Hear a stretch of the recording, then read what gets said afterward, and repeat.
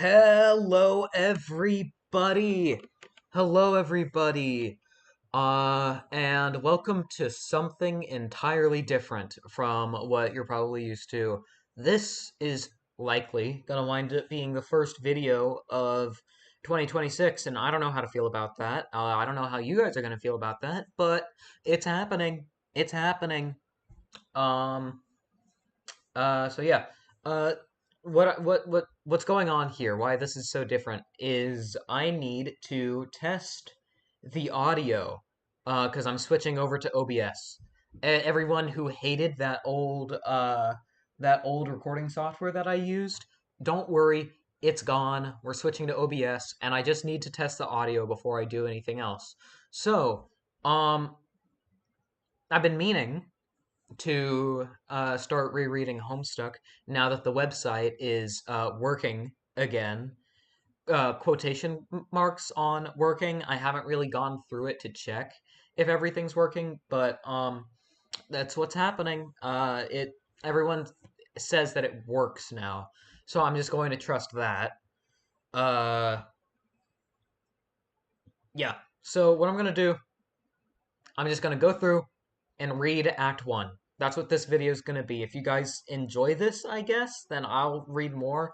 But I don't entirely expect to read more because I know that people really just kind of watch me for Deltarune or Silksong stuff, which will be returning. Don't worry. There will be a new Silksong series soon. I just want to make sure that the audio sounds good before I do that one.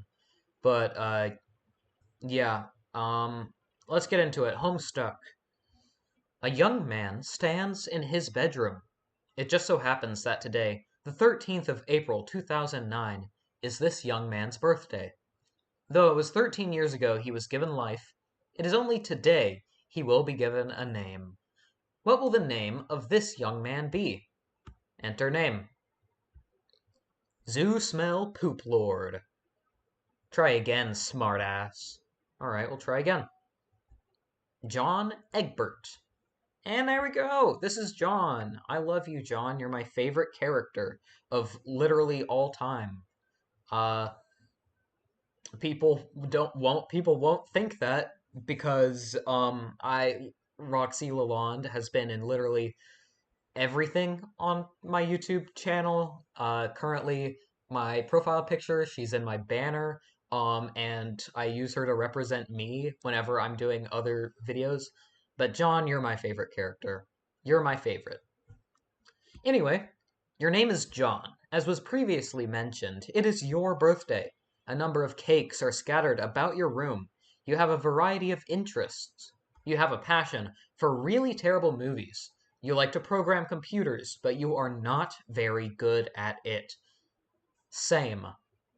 You have a fondness for paranormal lore and are an aspiring amateur magician.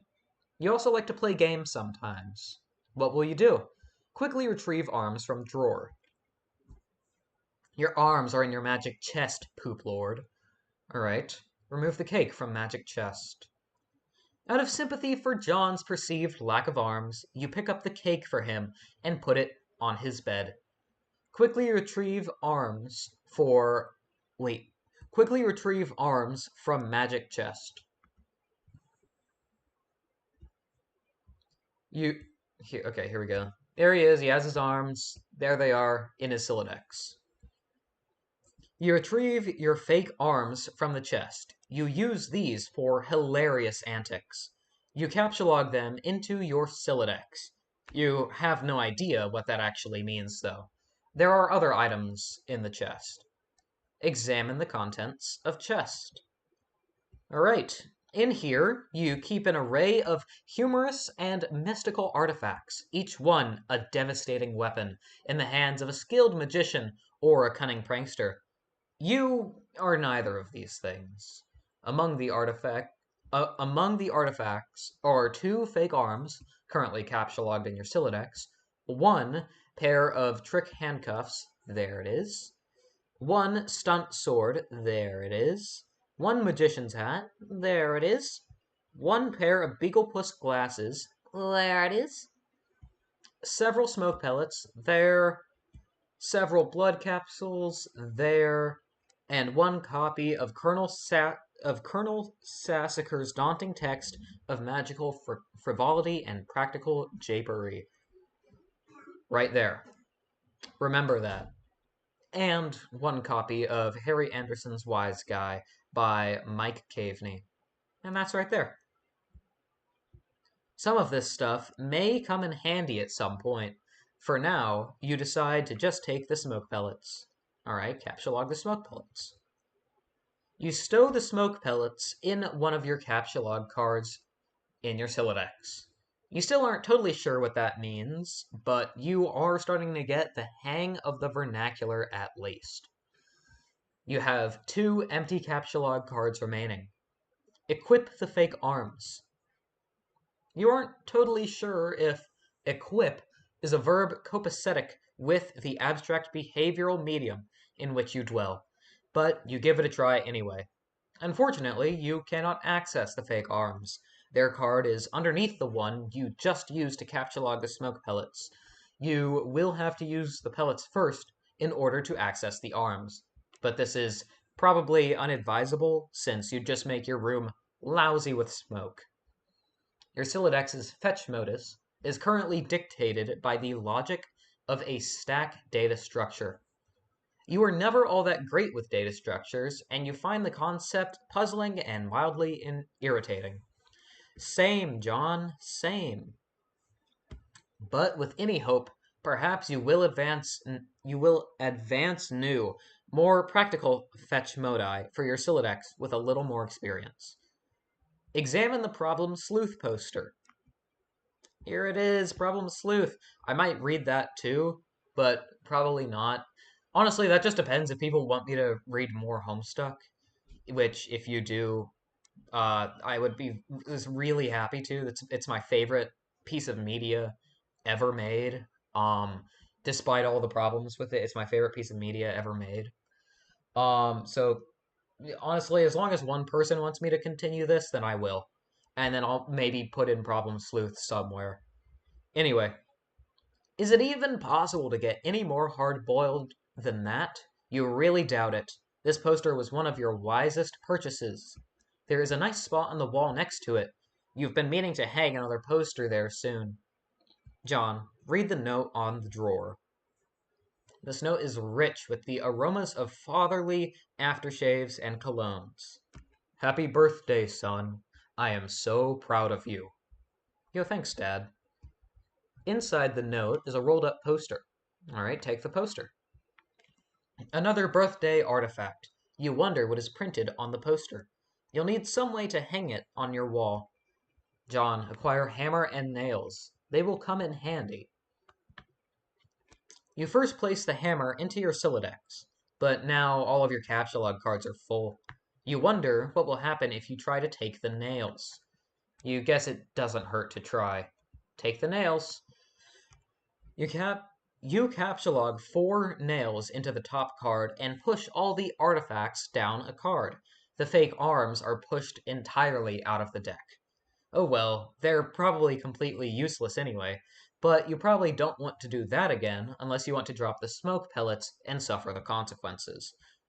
In any case, you now feel like you have gathered enough things to get down to business and do some really important stuff. The next thing you do will probably be exceptionally meaningful. John, squawk like an imbecile and shit on your desk. This is the dumbest idea you've had in weeks. Stupid, stupid, stupid. And yet, the polished surface of your desk, it beckons.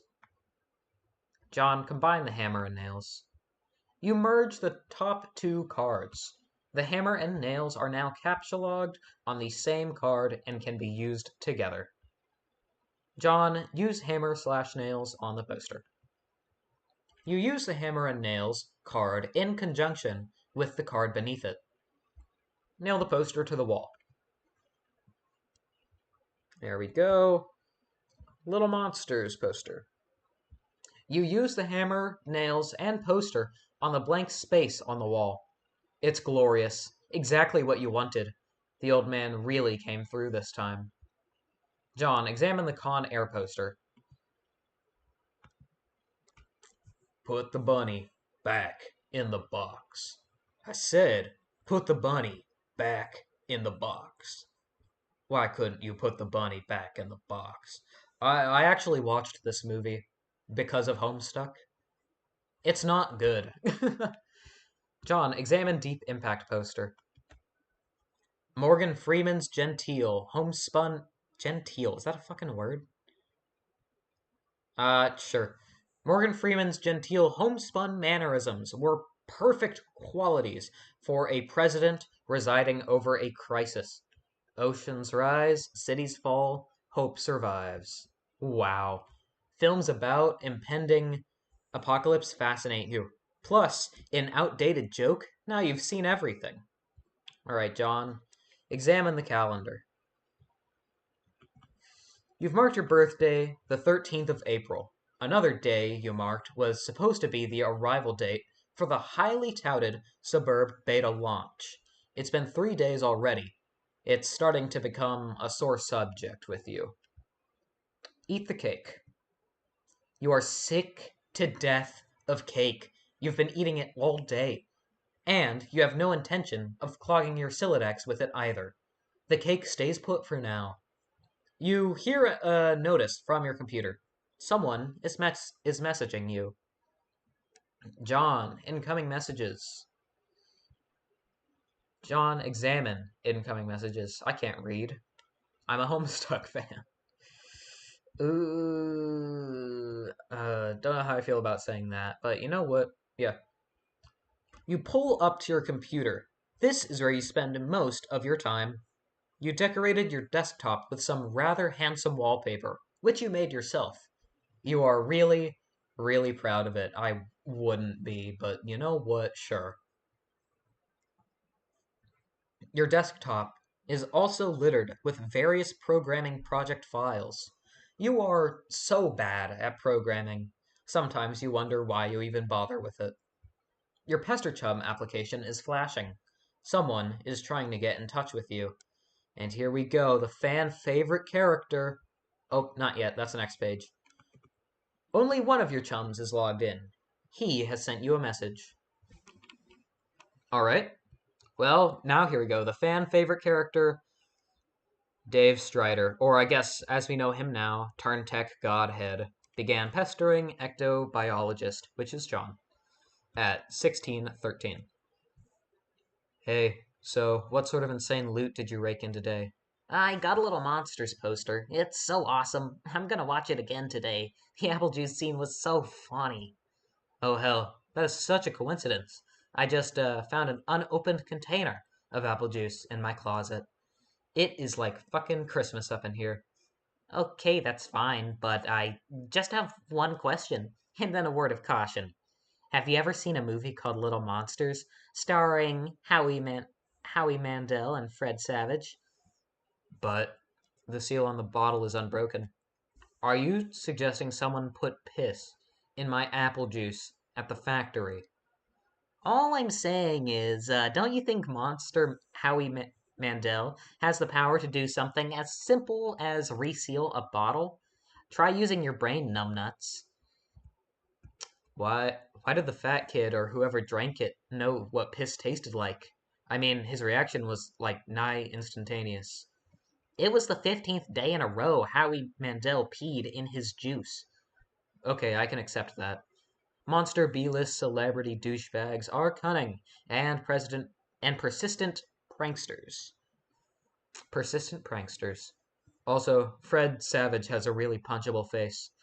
But who cares about this? Let's stop talking about it. Did you get the beta yet? No. Did you? Man, I got 2 copies already, but I don't care. I'm not gonna play it or anything. The game sounds boring. Did you see how it got slammed in Game Bro? Game Bro is a joke and we both know it. Yeah. Why don't you go check your mail? Maybe it's there now. All right. Look out the window! Oh, there it is! The red flippy lever dealy thingy. Alright. You see the view of your yard from your window. Hanging from the tree is your tire swing. In a kid's yard, a tree without a tire swing is like a proper gentleman without a monocle. That is to say, he can hardly be considered a terribly proper gentleman at all. And there beside your driveway is the mailbox. John, examine the mailbox. It's glorious. It's glorious. The little red arm swingy dealy thing or whatever it is called is flipped up. What the hell is that thing called anyway? You do not have time for these semantics. The red flippy lever thing means you have new mail. And that means the beta might be here. John, go outside and check the mailbox. You are about to hurry downstairs when you hear a car pull into the driveway. It looks like your dad has returned from the grocery store. Oh, great. He is beating you to the mail. John, forget it and check the mail later. If you go downstairs to get it, he will likely monopolize hours of your time. You decide to chill out up here for a while until the dust settles. Sometimes you feel like you are trapped in this room, stuck, if you will, with stuck, if you will, in a sense which possibly borders on the titular. And now your chum is pestering you again. The clockwork of friendship turns ceaselessly, operating the swing lever dealies of harassment in in perpetuity. Whatever, the dude can just hold his damn horses. John, examine games on CD rack. Oh, I forget. This was a flash. Oh wow. Okay. What do you got? You got Bard Quest. That's Hussey's old thing that he made, or I guess they made, because oh man, I keep forgetting that Hussey's non-binary now. Anyway, um, the Caper Havers. I think this is also something he made, but I can't tell. Uh, what is this? Oh wait, it's Peak Problem Sleuth. It's Peak, everybody. What is this? And it don't stop. I don't know that. This okay, a What Pumpkin logo. A lot of this stuff is new, I think. Well, okay, I say a lot of the stuff. I know the What Pumpkin logo is new. All right. What next? Ghostbusters 2 MMORPG. Yep. Little Monsters, of course. And Harry Anderson, Call My Bluff. Huh, I don't remember some of these being on here. At least definitely not the What Pumpkin logo. Anyway, you've put countless man hours into this assortment of quality titles. John, read Colonel Sassacre's daunting text. Whew, it's pretty daunting. I wouldn't do it. You decide to consult with the Colonel's bottomless wisdom. Good grief, this thing is huge. It could kill a cat if you dropped it. They'll foreshadow anything nowadays. But you really dig. But to really dig into this hefty book, you will have to captchalogue it. You are not sure you are ready to logjam your other artifacts beneath it just yet. John, captchalogue the fake arms again. What did you just say? You don't want to clog up your... Oh, Jesus. In a momentary lapse of concentration, you accidentally captchalogued the arms again. John, set Pesterchum status to bully. You don't think the situation is quite dire enough to go all the way to Rancorous, but you still feel the Pesterchum client should reflect your mood change in some way. Bully will have to do, you guess. This, unsurprisingly, does nothing whatsoever. Oh right, you forgot your chum is still pestering you. John, answer chum. Is it there? Please say yes. Maybe you can play it with TT. She's been pestering me all day about it. She's macking on me so hard. Oh yeah, I forget about this. I forget about this. She's macking on me so hard all the time, I start to feel embarrassed for her. I mean, not that I can blame her or anything. Okay, bud. Ugh. Yeah, that this is revealed to be very bad later, but for now, we'll just yeah. Yes, it is understandable because you are really attractive. I am attracted to you. Oh wait, I didn't do it in the John voice. Yes, it is understandable because you are really attractive. I am attracted to you. Thank you. Just kidding. No, I don't have it yet. What do you mean, just kidding? John, you gay boy. You gay John. I have a plush of you. I have a plush of you. He's over there on my desk. I'll send a picture of him uh into the video later. And when I say later, I mean I'm going to edit it in later, but you'll probably see my little John plush right now. It's the stupid, ugly Vivzy Pop John plush. I love him. Just kidding. No, I don't have it yet. My dad has the mail, and I guess I have to go get it from him and see if it's there. And I've been busy spending all afternoon shitting around with my stupid Sylladex. It's so frustrating. What's your modus? What? How do you retrieve artifacts from it? Oh, like one at a time, I guess. And if I put too much in, something falls out. Stack? Oh, man, that's good. What's yours? Hash map. My bro taught me a few tricks. He basically knows everything and is awesome. What the hell is that? You should probably brush up on your data structures. I guess. Did you at least allocate your strife specibus? No? It could free up a card for you, plus let you attack stuff whenever things get too hot to handle. Which is, never. What have you got? Well, I've got a hammer, but it's trapped under some arms. Wow, you really suck at this, don't you?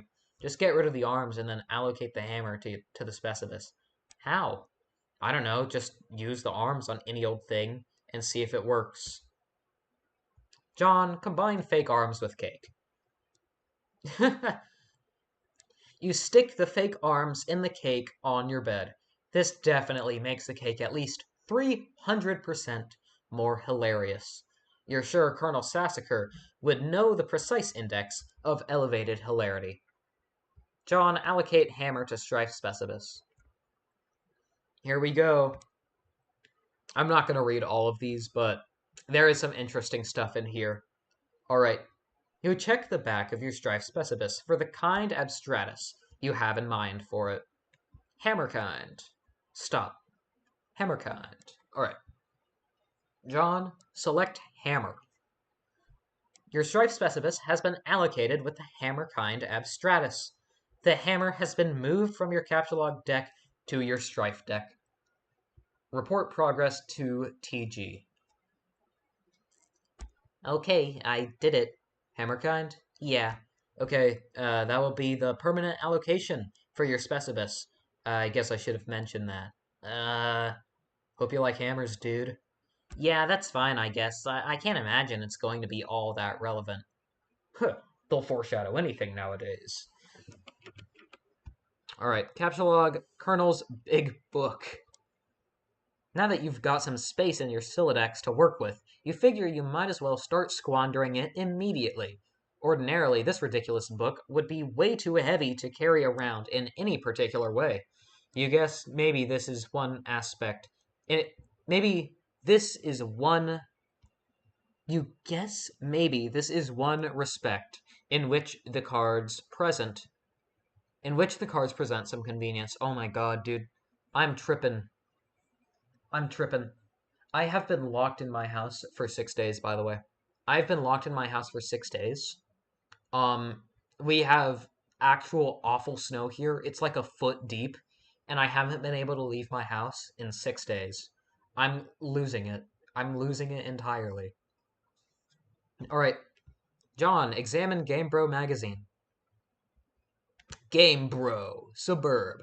Why the game of the year or whatever isn't as good as some other stuff I like that's better. Honestly, W. I feel that sometimes. Expedition 33, something. Yeah, just Expedition 33. Silk Song. You get the joke. All right, John, read the article.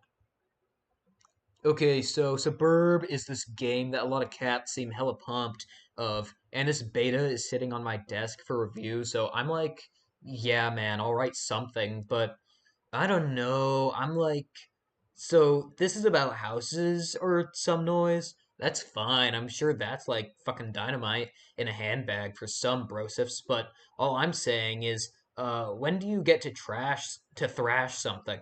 When do you get to thrash anything? While you're playing house or dumb shit, are you ever in jeopardy of getting mud on your dad's on your dad's dress?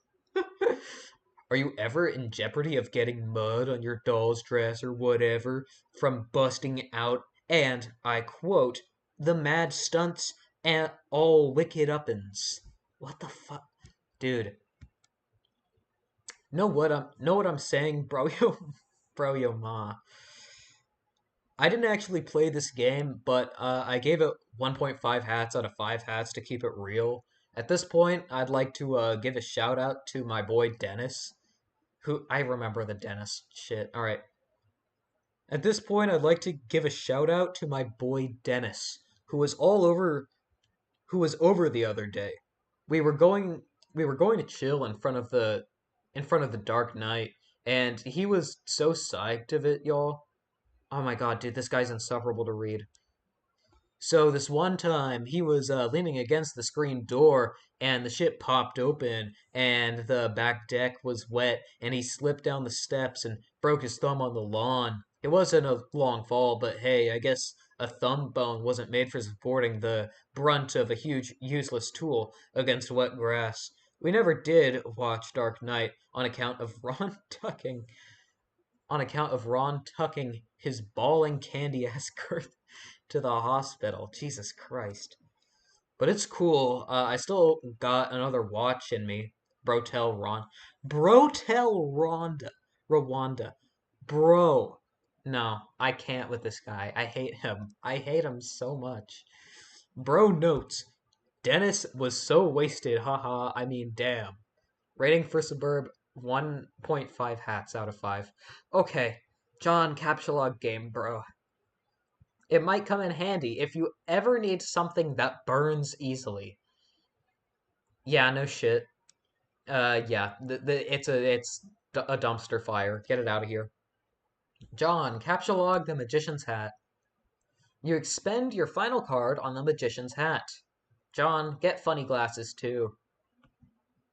You don't have a free card in your Siladex. However, you are able to merge the Beagle Puss with the Magician's Hat to create a clever disguise. Ugh. You don't have a free card in your Siladex. However, you are able to merge the Beagle Puss with the Magician's Hat to create a clever disguise. John, wear disguise to fool Dad. John? Who is this John you speak of? You are quite certain there has never been, nor ever will be. Yeah, this is a really shitty disguise. While you are wearing the items, they remain on the card, but it is temporarily removed from the deck, thus freeing up the cards beneath it. John, leave the room. You exit into the hallway. I forget about these flippin' posters, dude.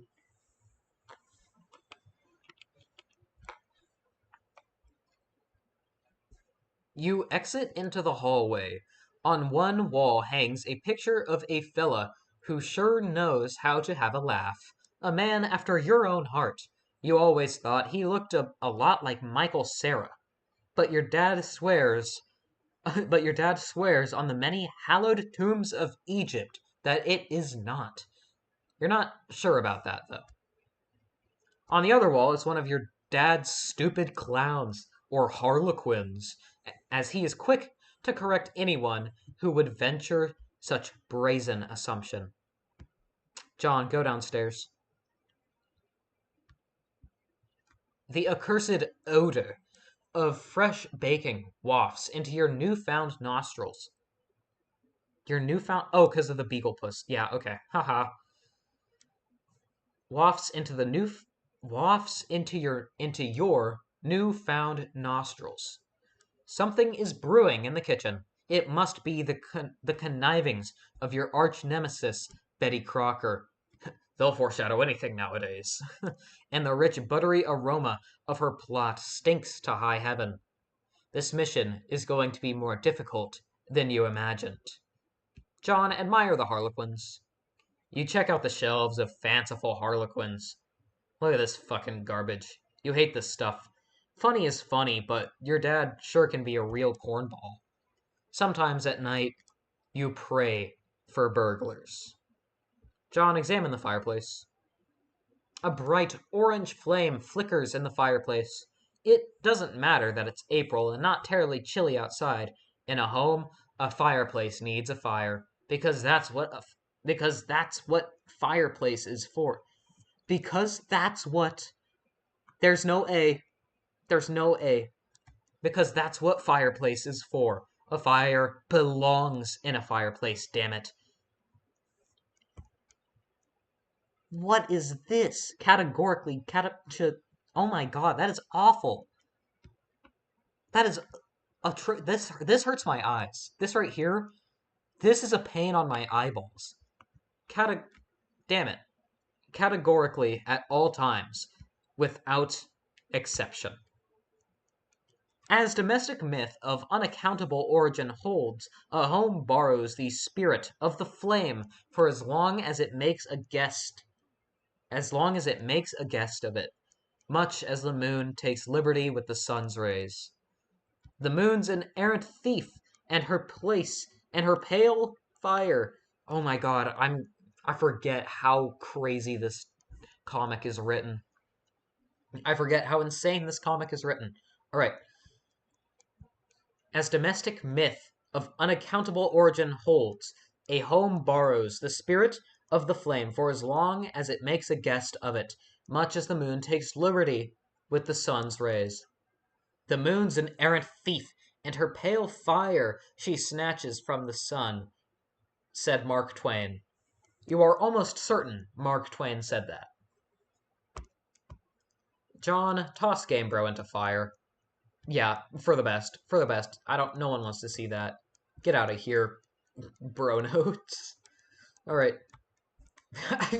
I'm still actually angry about Brotel Rwanda.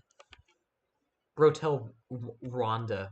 I hate this guy. I hate Game Bro. It doesn't burn as quickly as you hoped. Each Game Bro magazine is guaranteed to be printed on 40% recycled asbestos for big ups to Mother Earth, yo. John, fondly regard cremation. You examine the sacred urn containing your departed Nana's ashes. When your father gives her portrait a wistful glance now and then, you can tell it brings back painful memories. A tall bookshelf, a ladder, an unabridged Colonel Sassacres. He never wants to talk about it. John, topple urn. You clumsily mishandle the sacred urn. Ash is everywhere. In retrospect, upon mulling cinematic tropes regarding ash-filled urns, this outcome was a virtual certainty. You'd probably better clean it up before Dad finds it. Yeah, no kidding. Combine father's pipe with clever disguise. You think now would be a good time to beef up your clever disguise. John, examine the oversized gift. Oh boy. Champ, you can do anything if you put your mind to it. I believe in you. Contemplating what could be inside this package is sort of exciting, but it makes you a little nervous at the same time. John, open the large present. Oh, hell no. Don't foreshadow anything now. I need to stop. Capsulog ashes. First, you prop the Harlequin doll on the couch, having it in the middle of the floor sprawled out like all akimbo like that struck you as unseemly. You capsulog the ashes to your available card. Combine the ashes with the urn. You merge the sacred urn with the ashes. Most of the ash is back in the urn, but it's a total mess. Really, it probably would have been tighter if you just used a broom and dustpan. John, put the urn back. No one will be the wiser. Except maybe for people with eyes. John, go get fake arms again. You just got another brilliant idea for something to do with those pointless arms. You pry them out of your cake and captcha them. Looks like Pester Chum is acting up again. John, examine the third and fourth walls of the room. There we go, that's what the rest looks like. Alrighty. I forget what all is in here. Oh, Bill Cosby. Yikes. Face Off, Armageddon, uh, A Time to Kill. Yeah, alright. Okay. Yeah, you're still keeping up with bad movies, John. Alright. John, check Pester Chum. Here we go. Another one of your chums is messaging you. This one is TT, Tentacle Therapist. One of my favorite characters. I understand you have recently come into possession of the beta release of the Game of the Year, as featured in respectable periodicals such as Game Bro magazine. That's an ugly rumor. Whoever told you that is a filthy liar, and you should probably start hitting on him all the time or whatever. Yeah, you really should stop hitting on him for other reasons. Other reasons that will be revealed later, but you should really stop hitting on him. Yep. And also you're a lesbian later. All right. I can't control myself. I must have a weakness for insufferable pricks. Anyway, I still haven't checked the mail. My dad has it. Oh wait, no. John is speaking. Anyway, I still haven't checked the mail. My dad has it. I'm trying to go get it from him, so BRB. John, what? You're not wearing one of your disguises now, aren't you? Oh, you're wearing one of your disguises now, aren't you? You are typing to me right now while wearing something ridiculous. No? Why would you even think that? That's so stupid. Okay. Why don't you go get the game from your father? All right, wish me luck. Oh, and by the way, I was wearing a funny disguise this whole time. Gotcha. I know, John. John, go back downstairs. You can now execute this brilliant idea you had. There should be enough frosting on the fake arms to serve as an adequate adhesive. John, attach the arms to doll. There we go. You don't care what Colonel Sassacre says. This makes it at least, a million% funnier. John, inspect the burnt paper on the floor. Broblerone! Broblerone! Doesn't Hussy love Toblerone? Like, I'm pretty sure I remember correctly that Hussy absolutely loves Broblerone. You put this back in the fire where it belongs. John, throw present wrap in fire. As long as you're cleaning up, gosh, this fire's gonna be massive. John, captcha the doll. You can carry hefty items, but that thing is just way too big. Get real.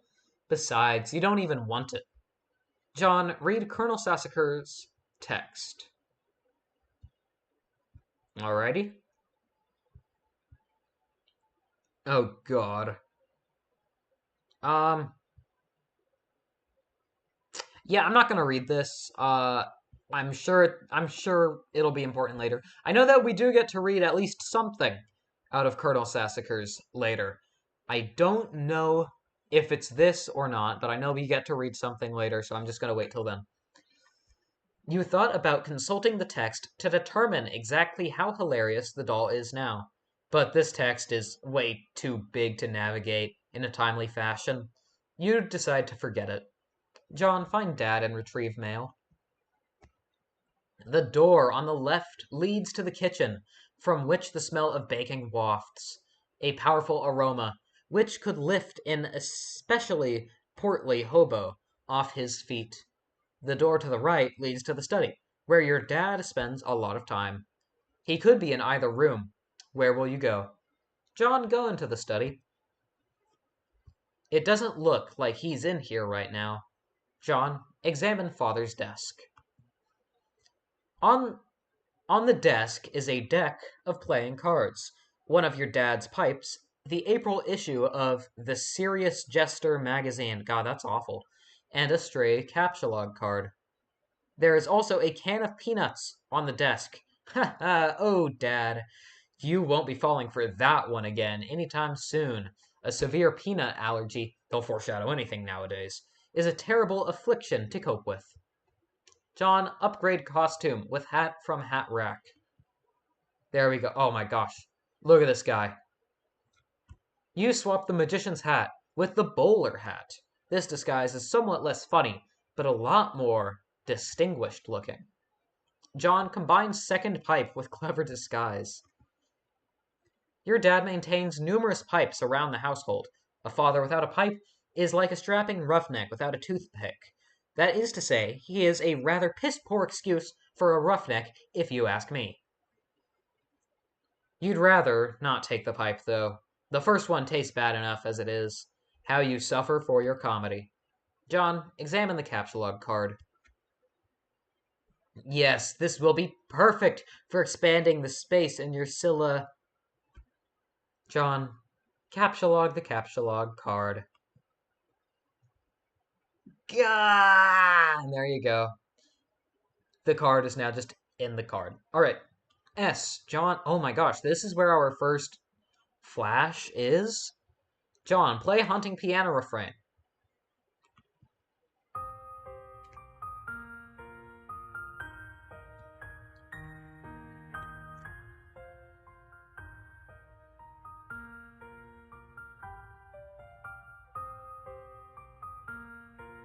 I love this song. It makes me happy. Dun, dun, dun.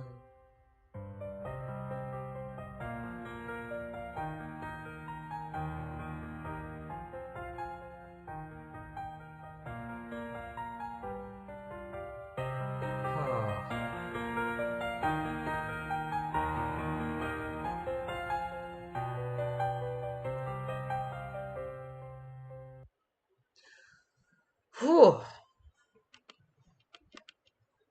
Yeah, I love this I love this song.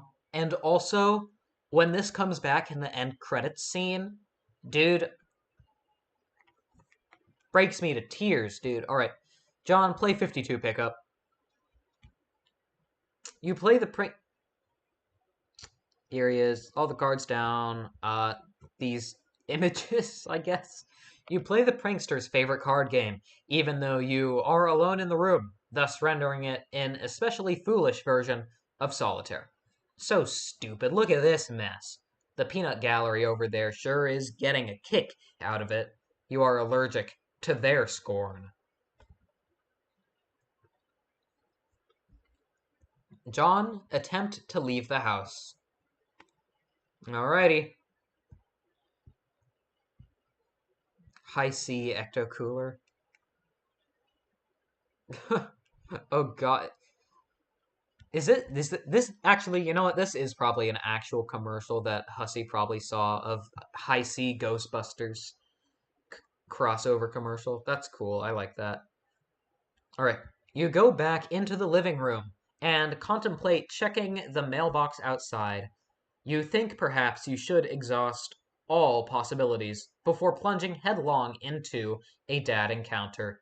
Your television is currently airing a commercial. John, exit. This would not be playing in 2009, by the way, but sure. John, actually, you know what? This is completely in character. John absolutely just has this commercial just running 24/7. He loves Ghostbusters so much, he just keeps this on. All right, John, exit. You exit the house. John, check mail. Predictably, the mailbox is empty. You have already been scooped by your father. S. Continue. The streets are empty. Wind skims the voids, keeping neighbors apart, as if grazing the hollow of a cut reed, or, say, a plundered mailbox. A familiar note is produced. It's the one desolation plays to keep its instrument in tune.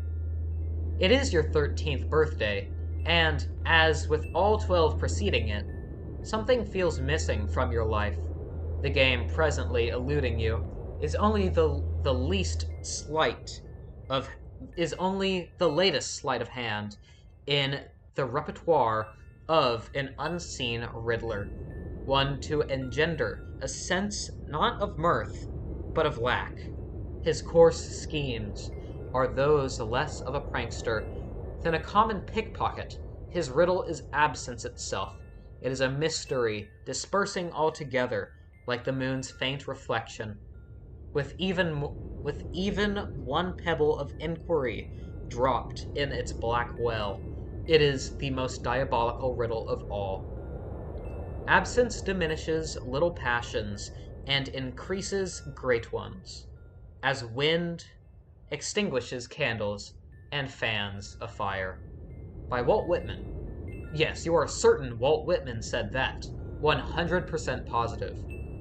You have a feeling it's going to be a long day. A 4,000 page long day. Holy shit. And we're only, what, 82 pages in? I assume. The new number here is kind of weird. I remember the website used to just, you could just put in the page, but this one, it's kind of weird like this. Anyway. Whew. Yup. 4,000 pages, and that's only the first half of the comic. First half of the comic is just John's birthday. Alright. Let's continue. Hey there, John. Hey there, buddy. Hi. There's some JPEG artifacting around you. John, leave a surprise for the mailman. Oh god, no. No! See if your father left the mail in the... What are you doing? John! John, what are you doing? Alright, see if your father left the mail in the car. Aha! The door is locked and your dad has the car keys. You peer in through the driver's side window. You don't see any mail, but you do see a green package. There's also something underneath it. It looks like a slip of paper. Could these items have come in the mail? You don't see anything else that's usually in the mail, like bills and coupons. Maybe your dad forgot to take this stuff inside. John, spy in the kitchen.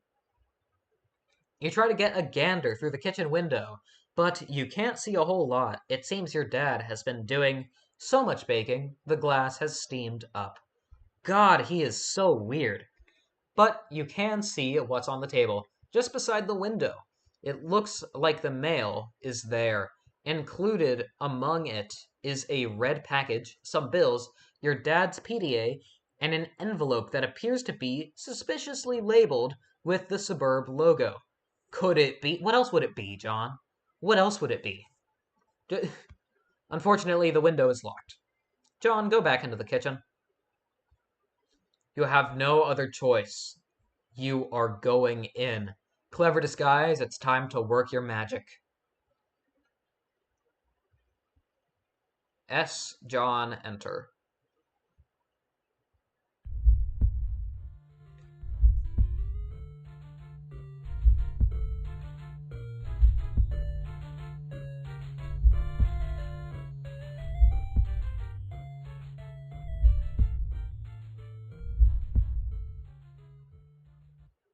Alrighty, here we go.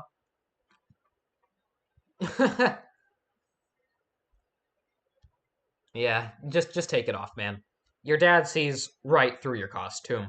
You don't know what you were even thinking with this foolish ruse. You unequip the clever disguise. Your dad wields a dreaded artifact of confection. He stands between you and the mail. There's only one way to settle this. S. Strife. Let's go. Oh man, do I miss this.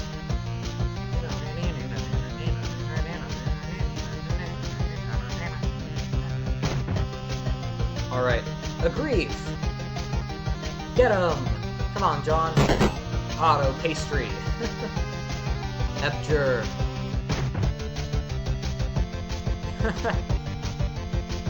Oh, these goofballs. John, retrieve the package and flee to your room. You cannot abscond. This pesky guardian is blocking your path. You will need to engineer some sort of distraction.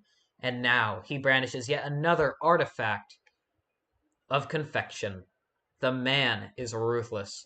You'd better brace for impact in the most comedically striking fashion possible. John, equip disguise for defense. The Beagle Aegis. The Beagle Aegis absorbs the brunt of the treat. Looks like Dad will enjoy the prankster's gambit on that exchange, as is usually the case. John, captchalogue the pie tin.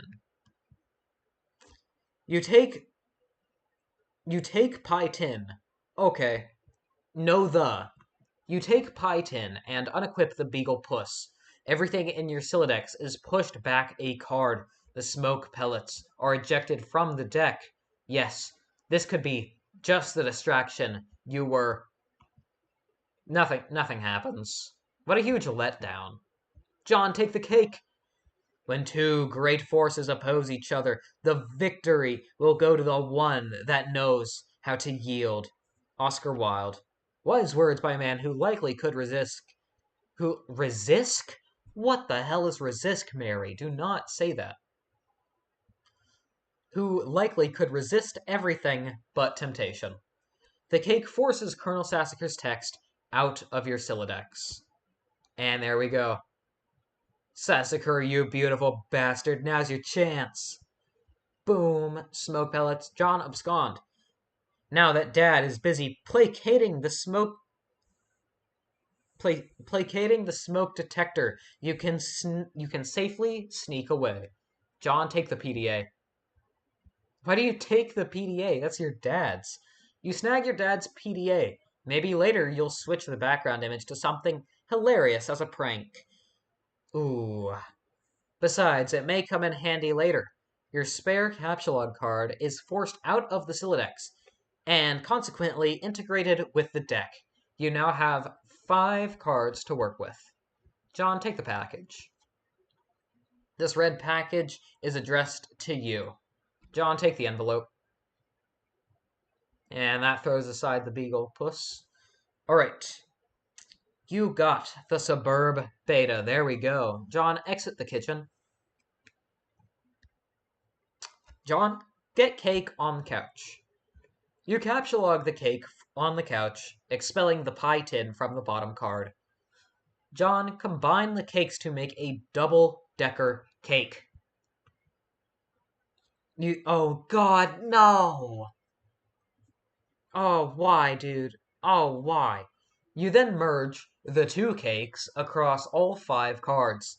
Everything in your Siladex is smushed between the cakes. Why don't you think these things through first? Oh, man. Oh, that's rough. Alright, John, retreat upstairs.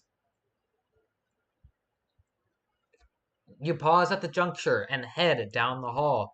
You are going to need something to clean up the mess you are about to make by dissecting this cake.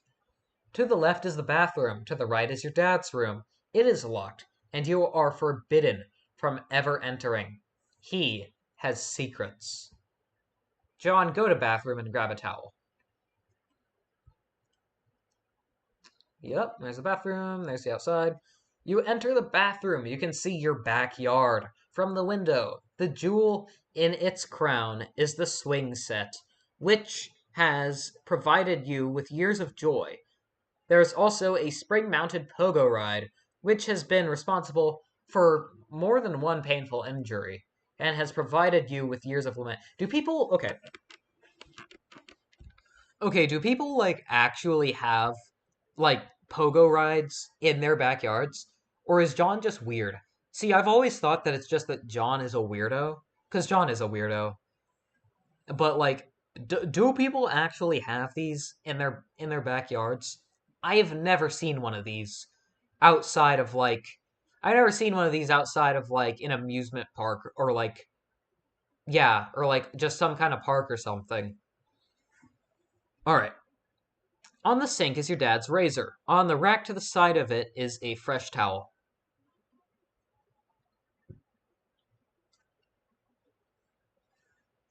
John, remove the PDA and envelope and package from cake. There we go. You hold on. Yeah, taking the razor, capsuling the towel, and cleaning everything up. Okay. You take the razor and use it to perform surgery on the cake. You will take the towel and clean off the extracted goods. John, retrieve your items. The items force the manhandled cake into the toilet. Oh, God, John. And just like that, your Silodex is full again. God, this thing is annoying. It really is, and it only gets slightly more so and then less because we stop focusing on it about a good ways into the comic. We still have to we still have to constantly think about this thing for like a solid 1,000 pages at least, though. All right, John, go to bedroom. All right, John, admire failure to launch poster. There we go. You're not usually into chick flicks, but Matthew McConaughey's cool charisma could salvage any heap of smoldering wreckage. This is your McConaughey wall.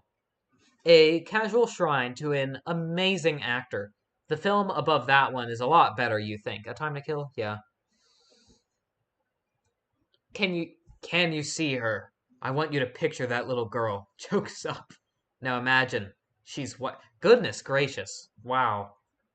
You got us, Matthew. Your smooth talking exposed our latent racism. Damn, you are good. Yeah, sure, man. Yeah. John, check Pester Chum. Oh my god, I forgot about the noise. I forgot about the little noise. And we get to meet our final of the four beta kids, which is what they're all referred to as. So if you ever hear me I assume you guys have read Homestuck if you're watching this. If you haven't read Homestuck, read it. Read it, because I'm gonna talk a lot about spoilers and stuff, which you've likely noticed from me constantly talking about the foreshadowing and stuff. If this is your first time interacting with Homestuck, I'm sorry. This isn't how I would do it, at least. Uh I mean, okay, I say this isn't how I would do it at least. I read the whole thing on my own. Anyway, all right, GG, Garden Gnostic. Hi, happy birthday, John. Hello. Okay, I'll talk to you later. Garden Gnostic ceased pestering ectobiology. Oh, and then it just goes into a conversation with Turntech Godhead. Okay, cool.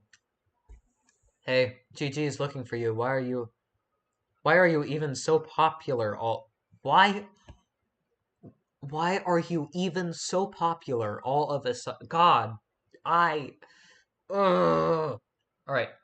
Is today some sort of special occasion or something? Did you do something to Did you do something to curry favor with ladies? Did you do something to curry favor with ladies? Did you break your leg on a puppy or some shit? Dude, what are you doing?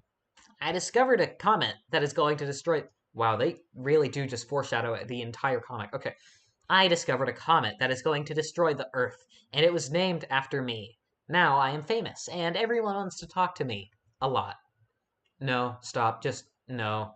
Don't talk about your awful, stupid movies or make references to them. Your gross manbro crush on Matthew McConaughey is an unsavory thing to. That is the worst spelling of McConaughey. Oh my god. Oh, god, it hurts. It hurts. Your gross manbro crush on Matt McConaughey is an unsavory thing to behold. McConaughey. Sounds like a noise a horse would make.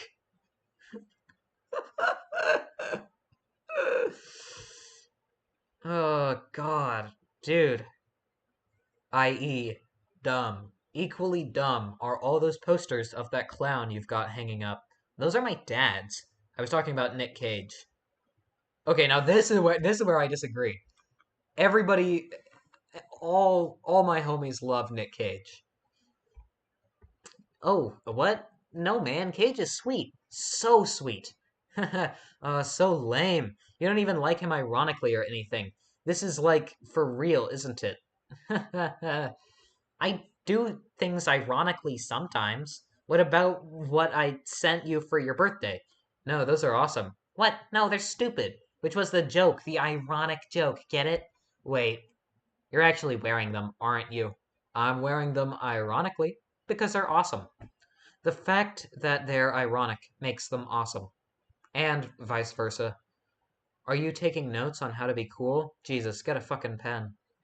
Do you realize they touched Stiller's weird sort of gaunt face at some point? Oh yeah, I forget. I forget. The Stiller's shades, Ben Stiller. Ew, yeah. Oh well. Anyway, speaking of which, did you get the mail? Yeah. Did there happen to be a package there? Yeah, there was a big red one. You should probably open it. I would, but it's trapped under the Suburb beta, so I will probably open it after I install the beta. Oh man, the beta came? Yeah, wanna play it? Haha, no way. Why not? It sounds so hells of boring. Just get TT to play it. She is all about that. Where'd she go? Her internet is blinking in and out, I guess. Probably be back online soon. Oh, and Christ, in a sidecar, are you still using the stack modus? Seriously, dude, you need to bone up on your data structures. That shit is just ridiculous. Okay, I will. John, open the browser and go to mspaintadventures.com. That doesn't exist anymore.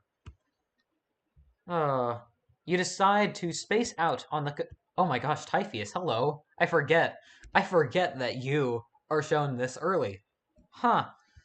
You decide to space out on the computer for a while before doing anything important. You open the Typheus web browser and direct it to what is indisputably the most amazing website ever created. That doesn't exist anymore, unfortunately. The new adventure is okay, but you're not sure if you like it as much as the last one. MS Paint Adventures Midnight Crew. You are members of a sinister gang called the Midnight Crew. Your nefarious plots are serpentine in their complexity, your schemes convoluted. You are planning a heist in this underground hideout. What will you do? We'll learn more about you guys in about a lot more pages. John, install the Suburb beta. You decide it's time for less meta and more beta. You insert the CD and install the Suburb beta. Here we go. What the fuck is this? Yep, alright. Suburb version 0.0.1. Skynet Systems Incorporated, all rights reserved. Suburb client is running, waiting for server to establish connection. John, bone up on data structures. Oh god, here it is. You go to your closet, where you keep a lot of clothes and an array of handy computer programming guides. This one right here will be very painfully important later. John, read Data Structures book. Oh my god, this shit. Data Structures for Assholes by Buckminster Funny Uncle. What a name, dude. Your ignorance just made me throw up a little. Get a clue, you computer illiterate piece of shit. I think my rage just crapped its pants. Funny Uncle, what the hell? Free fetch modus in back. You're not sure you really want to dig into this huge tome. It looks really boring and kind of ornery. Maybe you'll just check out that free modus instead. John, get free fetch modus. Here we go. You turn the back inside. You turn to the back inside cover, where a free fetch modus is included in a plastic sleeve. This one is dictated by the logic of a queue data structure, operating on a first in, first out method rather in a first in, last out method of a stack. John, apply fetch modus to Sylladex. There we go.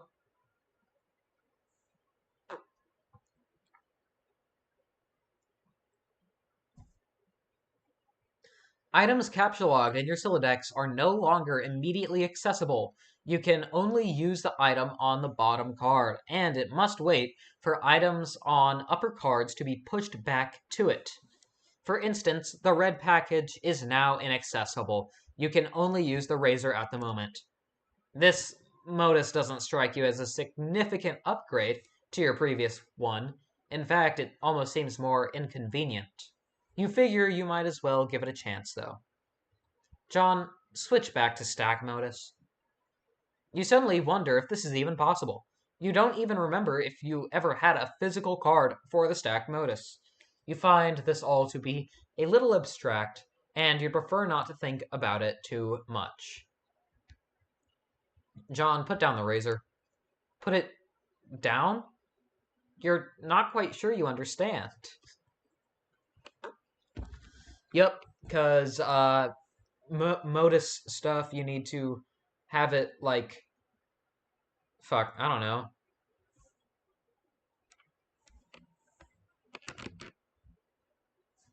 Yeah, shit, what? You can't just put items down, can you? I mean, can you? I don't remember. I don't remember if anybody does later in the comic or not. But yeah, no, you just kind of have to get it out of your Sylladex the way it goes in, I guess. All right, John, pick up 2 items. You capture log one of the cakes. You finally found a use for all these loitering pastries. Dead weight. John, get another cake. And there you go. Oh, no. Oh, yeah, I forget. It cuts off his hair. That's a cute little thing there. The second cake causes the razor to launch out the front of your Sylladex. Oh, good lord. That beautiful face. You wish the razor would have failed to launch. Haha. You wish the razor would have failed to launch. Alright, John, get more stuff. There we go.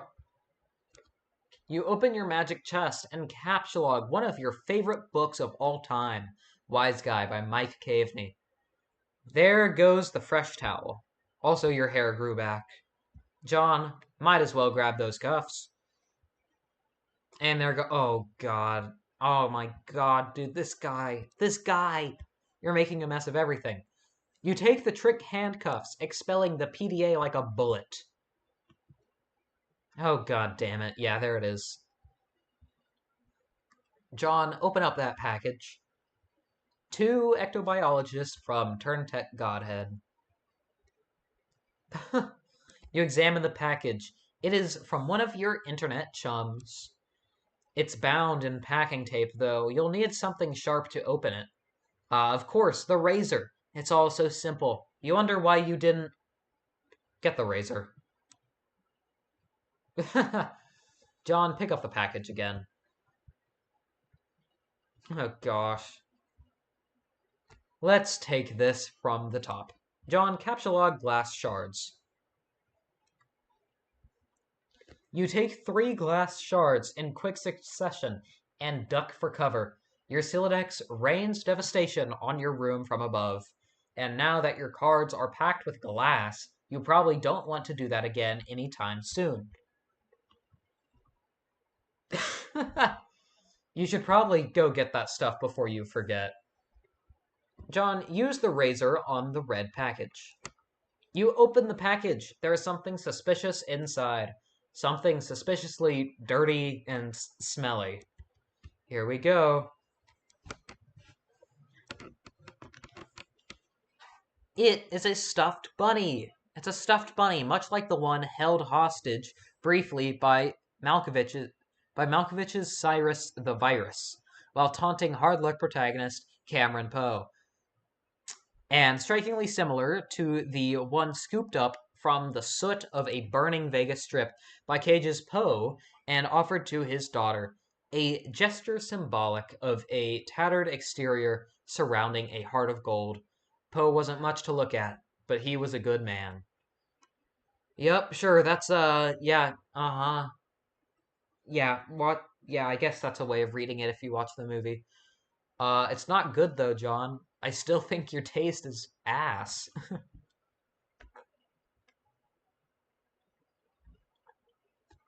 But no, it is not merely like that bunny.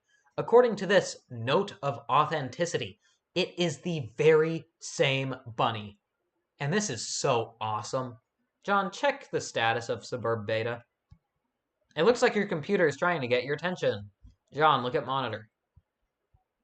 A Suburb host user is attempting to connect with you. Client has established connection with host.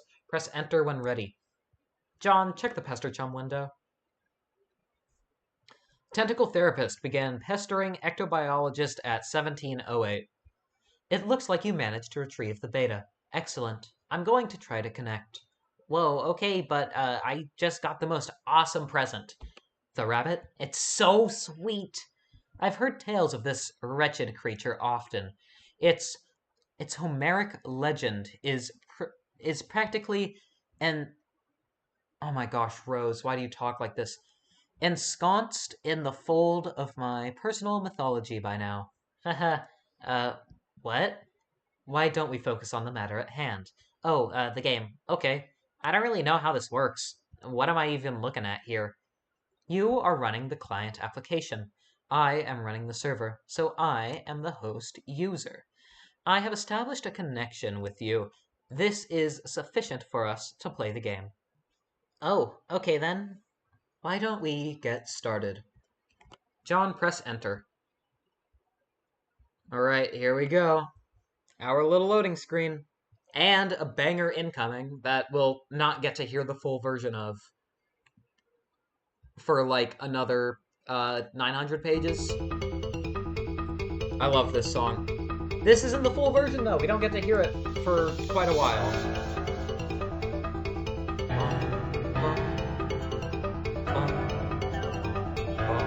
Oh, look at this.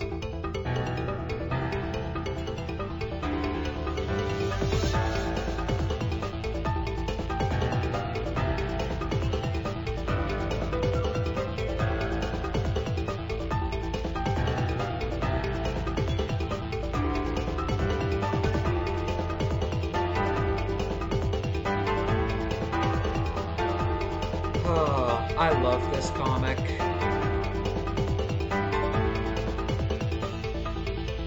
And Suburb. And this is where they start playing, and everything goes to shit. Alright, let's go. Mouse over the interface buttons. Oh my gosh, I forget you can do this. Alright, I can't interact with any of these, but this is to select. This is to revise. This is to deploy. This is the Fernalia registry. This is the Grist cache.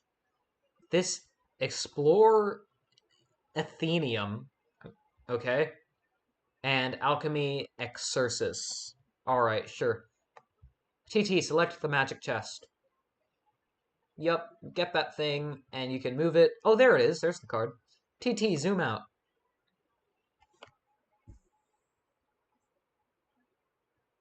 Oh, man. Dude, I wish this game... okay. This is the game that I wish existed. I wish this game existed. Because it'd be so cool. Not like... Okay, definitely not like how it is in actual Homestuck, because it would be... Holy shit, it would destroy so many... It would... The property damage would be insane. Um, and, you know, the whole world would be destroyed, so yeah. Everybody would die. But oh my gosh, just I would love a game like this,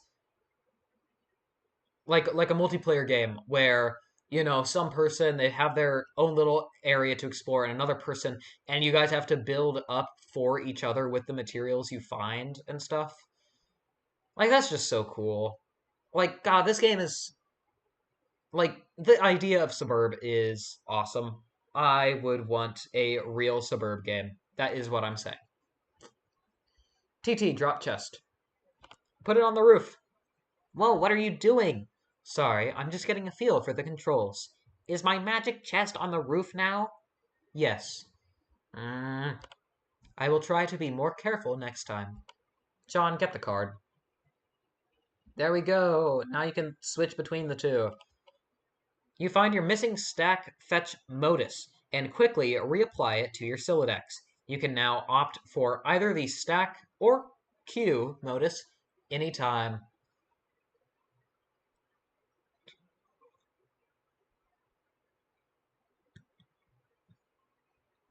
You toggle between your fetch modi with gleeful abandon. Continue. It appears like your dad is leaving again for more baking supplies. You're relieved to have the house to yourself again, if only for a few minutes. You just hope he doesn't notice the magic chest on the roof, or all the shit you threw out the window for that matter. TT, select stuff in yard and move it back into room. Yep, there you go. Too far. Hey, do you think you could do me a favor? Can you grab all that stuff outside my broken window and bring it in for me? I'll give it a shot. Thanks. No luck. It appears to be out of range. I'm guessing it is too far away from you, the player. Sad Egbert. Alright. TT, select John. You cannot select a player. John abjures the meddlesome cursor. TT, select the bunny. The bunny. Put the bunny back in the box. Oh, a happy little John. TT, revise room.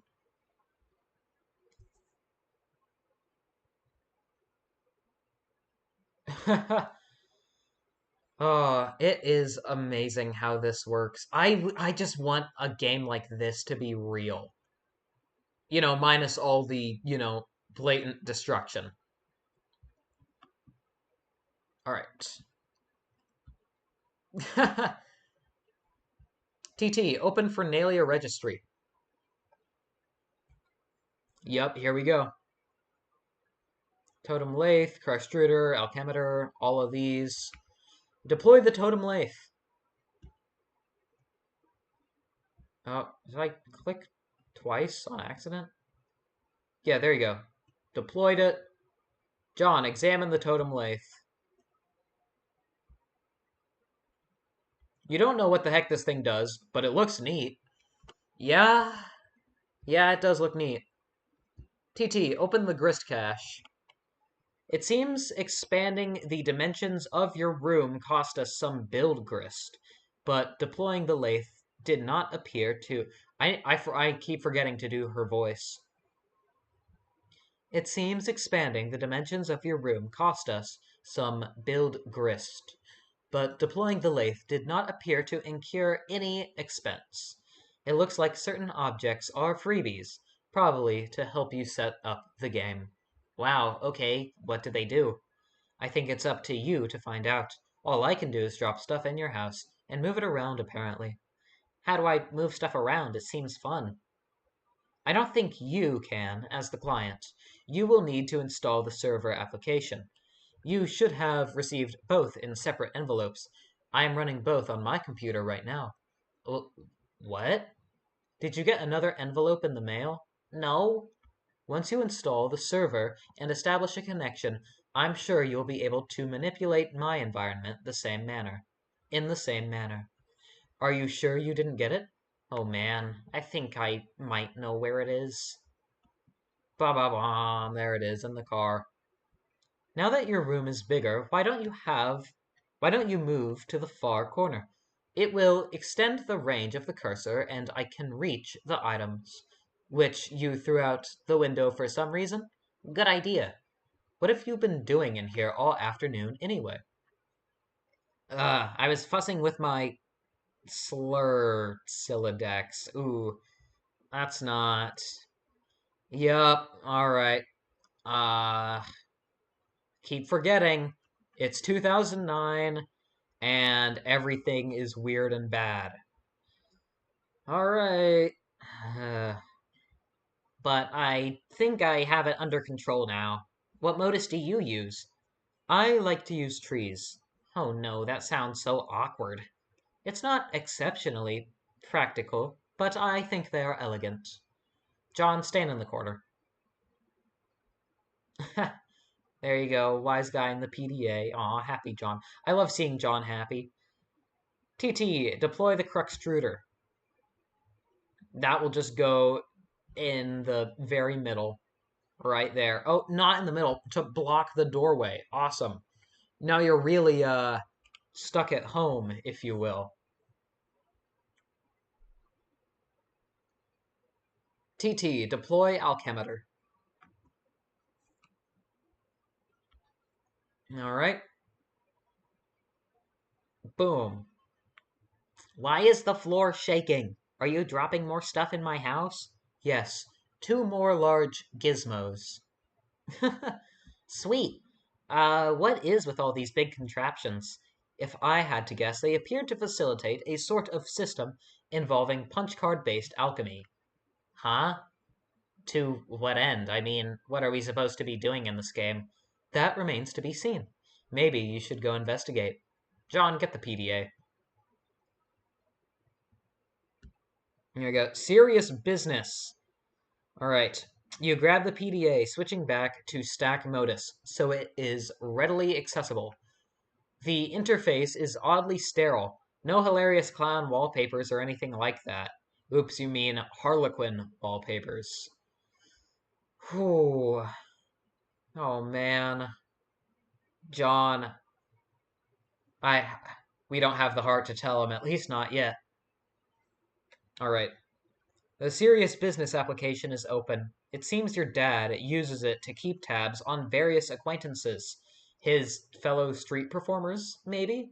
You guess the performing arts must be pretty serious business after all. John, install Pesterchum. This should be useful. Now you can keep tabs on your chums while you wander around the house. John, go to balcony. Hey, I'm out on the balcony now. I am messaging from my dad's PDA. The one you threw into the yard. No, I'm telling you, it jumped out my Silodex like a frightened weasel. What were you doing with it in the first place? I'm not sensing a lot of regard for the personal property of others. Is this how your pent-up frustration with your father manifests itself? What? No. Those were all accidents. Please take your psychoblabbery somewhere else, miss. Your bathroom is a mess. Did you do that too? Oh man, see, this isn't cool. All this snooping nonsense. There's a cake in the toilet. Yes, there is. I'm tempted to clean it up for you. Okay, if that will satisfy your weird OCD complex, then go ahead. Damn, okay, John. Jesus. My obsessive compulsive disorder complex? Can a disorder also be a complex? In your case, probably. Sounds complicated. Anyway, I'm going to have a look at this enormous platformy thing you put on the balcony. John, examine the alchemeter in a cautious manner. In a cautious manner, goes and stands in the very center of it. You have no idea what to do with this thing. You can't find any controls for it. Having exhausted all other possibilities, you just decide to stand on it. This isn't very cautious of you, actually. John, look through telescope. Oh, where is it? I know. Ooh. Looking through the telescope. There's the sun. Where is it? I know it's got to be here somewhere. No, do we not see it yet? Oh, it's all right. We'll see it in just a minute. It is a clear, sunny day. Nothing out of the ordinary to report. At least, not beyond the walls of your own home. TT, grab the soiled toilet. Oh, whoops. Whoops, what? Yeah.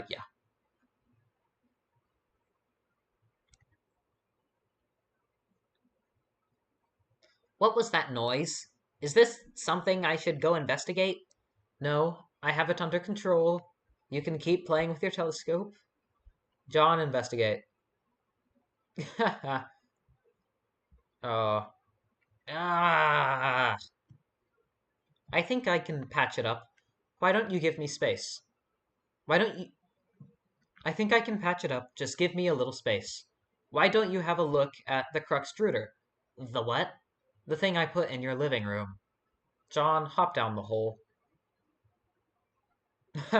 You jump down into the utility room. John, get sledgehammer and card. Alright. Oh, there it is. You take the sledgehammer and the capsulog card, combine the two, and quickly apply it to your strife specibus. You think it's cool that things don't always have to be a federal fucking issue. What the hell? Okay. It looks like another one of your chums is pestering you on your PDA. John, answer chum. Hey, it's GG. Garden Gnostic. John, did you get my package? Oh, hey, no, not yet. Darn, are you sure? It was in a green box. Oh, yes, but it's in my dad's car and he is still out at the store. He should be back soon. Great. So, what are you up to today? I'm up to my neck in this suburb stuff. TT is making a royal mess of my house. Hello, what's suburb? Oh, it's this game. It's okay, I guess. I'm still figuring it out. Whoa, what was that? What was what? There was a loud noise outside my house. It sounded like an explosion. Wow. Really? I will go outside and look. Oh man. All right. But be careful, okay? I will, smiley face. Huh. They'll foreshadow anything. John, might as well check under the crux. What is this? What is this down here? This is Matrix looking shit. What is this down here? I didn't even notice this. I'll check that out later. John, might as well check out the Cruxtruder. Alright. Oh, hell no. You put this thing in front of the door. There's a door there? Yeah. I didn't see it. I just thought it fit nicely into that groove. You mean you thought it was elegant? Okay, well, what do I do with this thing? Hello? What are you doing up there now? Yep. Oh, God. Oh, fuck. Yep, there goes the tub. John, examine wheel on the Cruxtruder. When you turn the wheel, something seems to be pushing up from underneath the lid, but you aren't strong enough to make the lid come off. TT, put bathtub in driveway. Why would you do that? Oh, connection lost. On the tub's journey to the delivery, to the delivery? Oh my gosh. Again, been trapped in my house for 6 days. I'm going crazy. On the tub's journey to the driveway, the connection is interrupted. John, scold TT. You can see me, right? Tell me what is wrong with this picture. Sorry, I keep losing the wireless signal. Must be the weather. I would look for a stronger signal in another part of the house, but I'd rather not risk an encounter with my mother. I battled through her cloud of gin and derision once already this evening. Yeah, I hear you. Yes, cake, jesters, unfaltering love and support. Quite a road, quite a road to hoe there. Though I suppose I'm complicit for not informing social services about your situation. I know. What a, what about going outside? What about going outside? Maybe you could catch a neighbor's signal? That presents the same problem. Also, it's raining, remember? And dark. It's dark already? Yes, the sun has already had its way with us here on the East Coast. Its its lurid glare has moved on to younger time zones. Haha, okay. John hit the Cruxtruder with sledgehammer. Oh, yeah. I forget he can't lift it. Need some help? Pick up the sledgehammer. Hey, there we go. Where is it? Boing. Hey, there's our Colonel Sprite.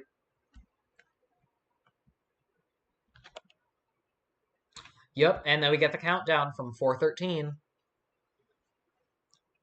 What is this thing? And what is that clock counting down to? I've been looking at the game FAQ walkthroughs to figure some of this stuff out. Hold on while I read further. Okay. All of these walkthroughs are extremely short. None progress much further than this point. Weird. Well, I mean, it is a new game. True. Now that the lid is off, you will need to extrude some cruxite. John, turn the wheel again. You extrude one cruxite dowel. John, get cruxite. I feel like we should be hurrying. That countdown is making me nervous. John? Oh, your PDA is trapped under the cruxite now, isn't it? Anyway, it looks like you're going to need this card too. TT, deploy pre-punched card. There it is. John, get the card. There you go, cuts up the thing. A shard of glass is expelled from the deck and maims the Harlequin doll. John, capture log fanciful Harlequins. There you go. Oh god. You take 2 fanciful Harlequins. The additional useless freight pushes your PDA to the last card. You then switch to the Q modus so you can access the PDA. More glass shrapnel flies from the deck. And there you go. That cuts the eye, cuts the hat, and cuts off the arm. A perfect recipe for something that we will see later. Very later.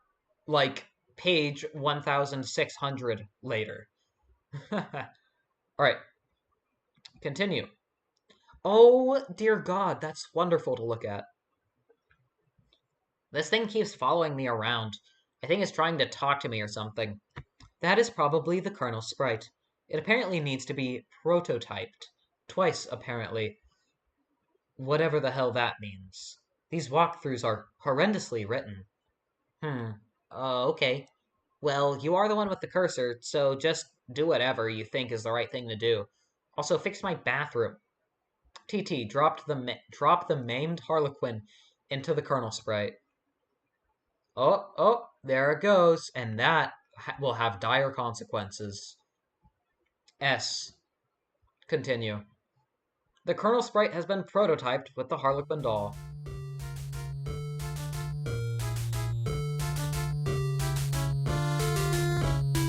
There it is. The Harlequin Sprite. Alright, continue. I still can't understand this thing's gobbledygook. That was only tier 1 prototyping. There is still another tier to the prototyping process, which for all we know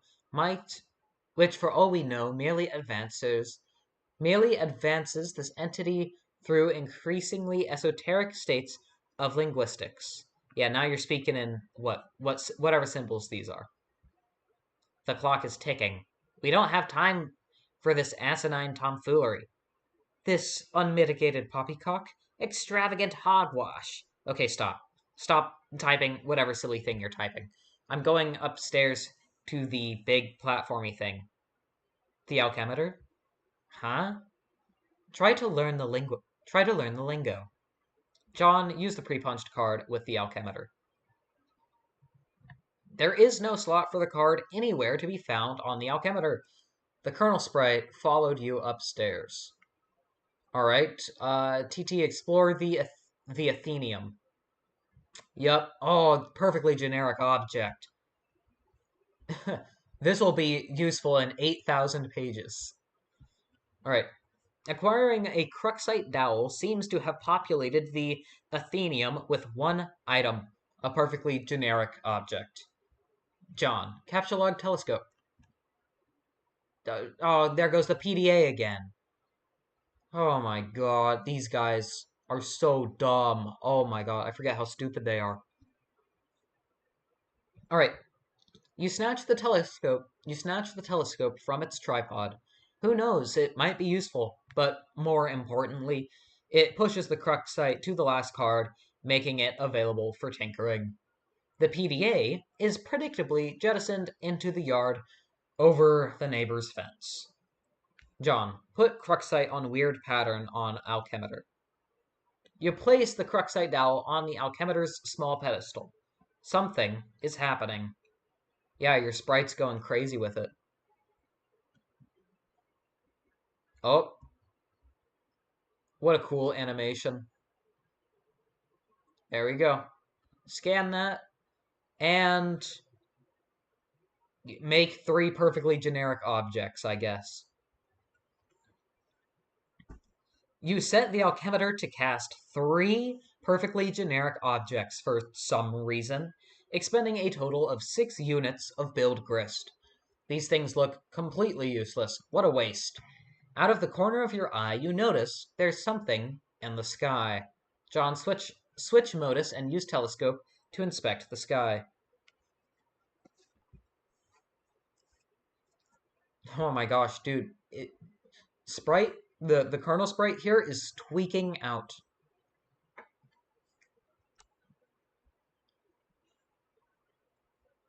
You switch back to your stack modus and get a closer look with your telescope. Whatever it is, the kernel sprite seems particularly agitated about it. Yup, where is it? Here it is. Here's what I was talking about earlier. Oh, I wonder what that could be. It's a flippin' meteor, and you have 3 minutes until you freaking die. Alright, clock's ticking, John. Alright. I love this image of him. He's so silly. You're no astronomer, but its trajectory looks suspiciously head-on with your current perspective. This is a troubling development. John, high five the Colonel Sprite. You figure you've left him hanging long enough. I forget. The players can like fuse with sprites, right? Like later in the comic, most notably with Dave's sprite. Um would John not just get turned into the sprite here? I maybe, I don't know. I guess not. I guess not, because like maybe it's because it's okay. Theory here. It is because this is my first time rereading Homestuck in like a year or two. Anyway, I think it's probably because this is John's sprite and this is John. He's the current player and this is his sprite. When it comes to Dave's sprite later on, that is a separate Dave from the future being applied to Dave's sprite to become Dave's sprite. So I'm guessing that's what does it. If anybody knows better than me, please tell me in the comments, but I'm guessing that's it. Alright, you figure you've left him hanging long enough. John, attempt to ingest a unit of build grist. This is also a great panel of him. This is also great drawing of him. It is tempting because they strongly resemble rockin' blue raspberry gushers. However, units of build grist are gaming abstractions and do not seem to exist on the physical plane. There is apparently no crisis so imminent that will deter you from contemplating idiotic and frivolous actions. Oh, the gushers. The fruit gushers. Alright. Continue. Your dad is getting home. John, what did you do with your PDA this time? I'm working on the bathroom, but we are running low on build grist. TT, revise bathroom.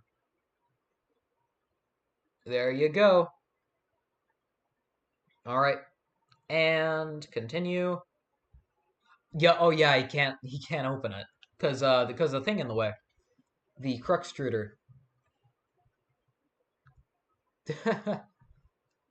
John, run to your room and contact TT through Pester Chum. 2 chums have been trying to message you. John, answer the chums. I'm working on the bathroom, but we are running low on build grist. Oh man, who cares about the bathroom? Now there's a meteor heading for my house. I see. Do you suppose it has anything to do with the game? I don't know, maybe. What do I do? I think it's very likely the walkthroughs vaguely suggest. I think it's very likely. The walkthroughs vaguely suggest an impending threat before they end. The already poorly constructed sentences become even more curt and ambiguous, as if written hastily and with a sense of alarm. Actually, their dedication to updating the walkthrough under such circumstances is admirable. Wow, fascinating. If the meteor is a game construct, I think the only thing to do is to proceed and try to solve the dilemma on the game's terms. Try using the lathe. It says you can use the card on it, but isn't more specific than that. Okay, I'll do that. Really? It it is a labor to read this drivel. If I read any more, my brain will need to be spoon-fed from a jar. While it blows spit bubbles in a high chair, I think I will write my own walkthrough. That is, after we make sure you don't die. And then TG, Turntech Godhead. I heard you got the box. I hope you appreciate my heroic fatherly perseverance in getting it to you. In my rough and tumble, dirty wife beaterly sort of way. Also, I hope you appreciate how many no talent douches that. But also, I hope you appreciate how many no talent douches had their mitts on that bunny before you.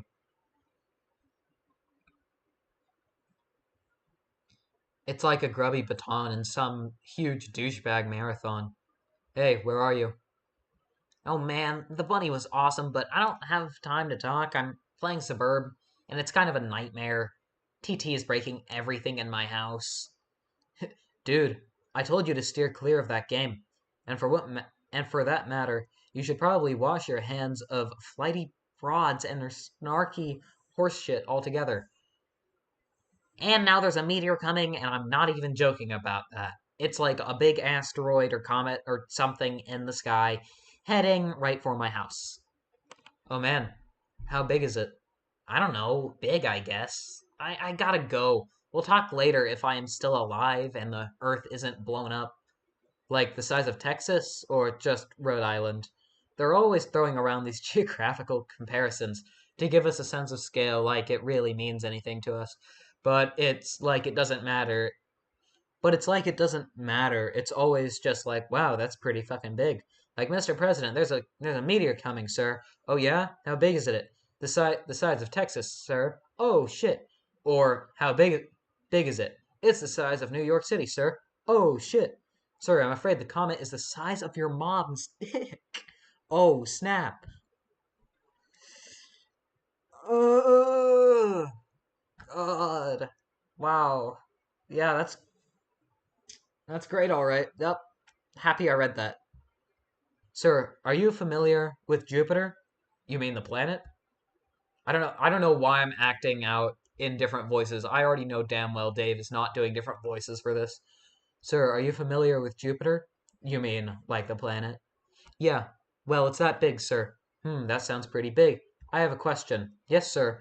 Earth is literally under siege by planet fucking Jupiter. Oh shit. Anyway, later.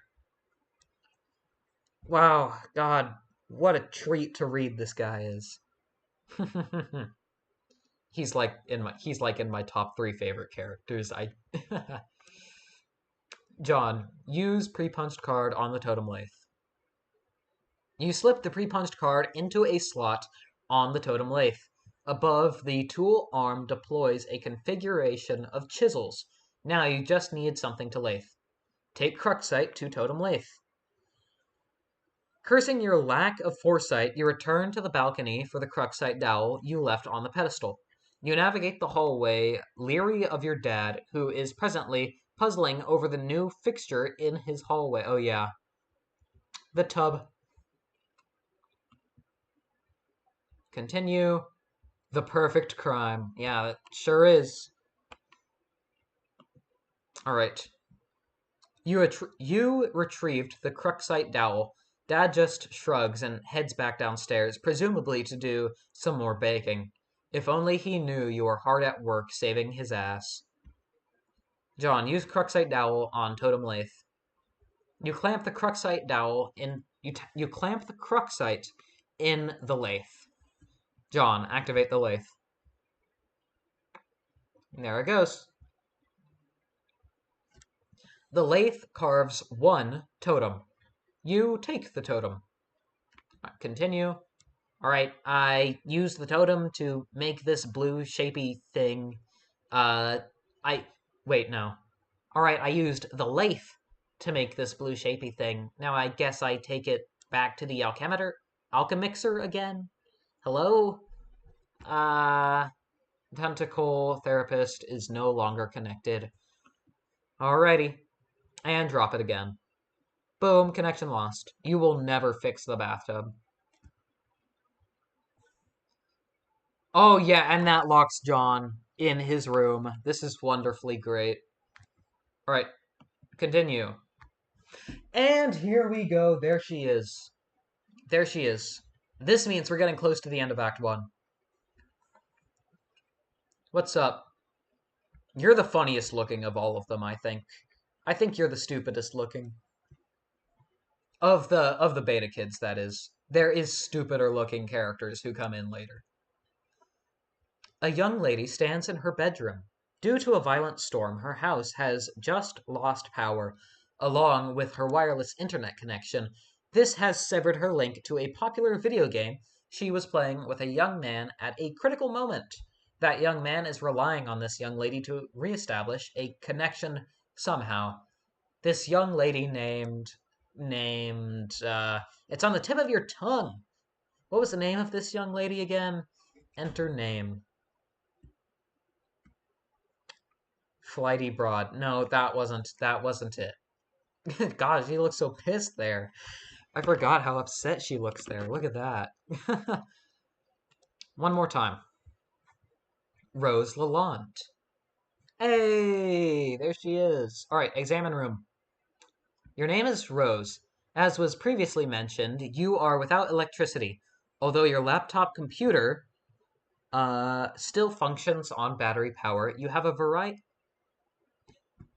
Although your laptop computer still functions on battery power, you have a variety of interests.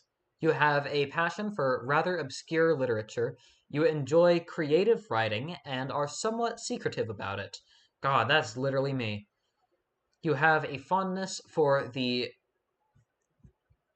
the bestially strange and fictitious, and sometimes dabble in psychoanalysis. Yo, same. You also like to knit, and your room is a bit of a mess, and on occasion, if just the right one strikes your fancy, you like to play video games with your friends. What will you do? Rose, retrieve arms from the purple box. The purple package's contents are private. No one is allowed to look inside. For now, that is. For now. Rose, writhe like a flagellum and puke on your bed? No. Ugh, what a terrible idea. The thought alone makes you sick to your stomach. I forget that Rose in early Homestuck is so silly. Honestly, she's still silly later, but that's more of just an alcoholism thing and less of a, oh, she's so silly type of thing. Rose, stroke a writing journal and mutter, my precious. You would only resort to such an embarrassing activity while no one was watching. These journals are for your eyes only. Rose, get the violin. You captchalogue the violin, storing it in the root card of your Solidex. S. Rose, play a haunting refrain on the violin. And this is going to be Rose's theme. The last one we heard was John's theme. This one is Rose's theme.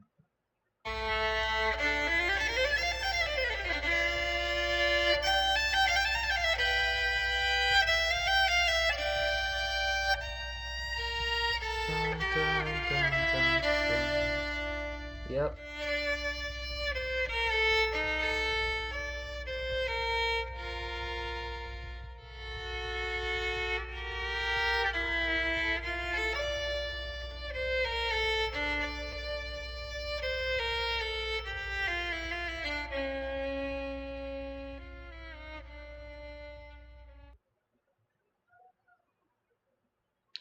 Yeah, all right. Honestly, Rose has probably out of the four main kids has probably my least favorite theme. John gets Strife, which is a banger. Rose gets Aggrieve, which is also a banger, but it's definitely not as good as Beatdown for Dave, and Jade, who gets fucking Sunslammer, which is, I mean, everyone's heard Sunslammer at this point, especially. I assume a lot of people watching me are Undertale Deltarune fans. You've probably heard Sunslammer at least in a fan made song, because I doubt that Undertale Deltarune fans actually go and just listen to Homestuck soundtrack or just read Homestuck. They just kind of wait until somebody remixes it, and that's when they listen to it. Wow, I'm being an asshole to the Undertale Deltarune fans right now. I'm an Undertale fan. I like Deltarune. I like Undertale. I'm a fan of both of those, huge fan of both of those. And I shouldn't be mean to people like me, but also I think Homestuck deserves a little bit more recognition. Anyway. You waste approximately 40 seconds playing the violin while your friend is in peril. Nice time management skills there, sweetheart. John, tell Liv Tyler you love her before impact. Oh my god, this freaking guy. Since your good for nothing friend is obviously not going to bail you out in time, you issue words of parting fondness to dear sweet Liv. Oh, if only Affleck could have been the one to make the final sacrifice instead of her stubborn, blue collar, salt of the earth father, then then she would fall into your arms for consolation, and you would be the one to make the deceased Bruce Willis proud. Sure. Rose Capsulog knitting bag supply. You get the knitting bag. It occupies the left leaf card under the violin, per the tree modus's alphabetical sorting method. V above K. Alright. Rose, look out the window. There it is. The lab. Whew. That's gonna be important later. Alright. Your panoramic window offers a view of your yard below and the mausoleum housing your dead cat, Jaspers, who died when you were young. Your mom had the structure erected with a spirit of scornful irony in response to your youthfully innocent request to hold a funeral for the animal. At least that is how you have come to interpret the gesture in retrospect. You can also make out a silhouette of the laboratory next door, a facility which likely broadcasts a strong wireless internet signal. You may be able to connect to the signal from a different part of the house. Perhaps if you seek higher ground. Rose, get the laptop. You take the laptop and prepare to make the journey through the house. V over L, L over K. Gotcha. All right. Okay. This causes the tree to be unbalanced, so your Siladex auto balances itself. Now the laptop occupies the root card, while the other two items comprise the leaves. K over L, V over L. There you go. Her modus is also confusing. Rose, examine book on desk. Oh my goodness, the grimoire for summoning the zoologically dubious. This book is absolutely indispensable for enthusiasts of your ilk, of which there are very few. Rose, take the book. You take the grimoire. G below L, G over K. Alright. Rose, go explore the house. You leave your bed. Oh my god, this wizard. Good lord. Roxy would be stoked here. Which I guess she is. Alternate universe Roxy, who is Rose's mom. But yeah. You leave your bedroom. Hanging just next to your door in the hallway is a painting of an exquisite wizard Your mother collects these awful things ironically. She must know how much you detest them, and there is no doubt in your mind. She stores these dreadful things in the house to bother you.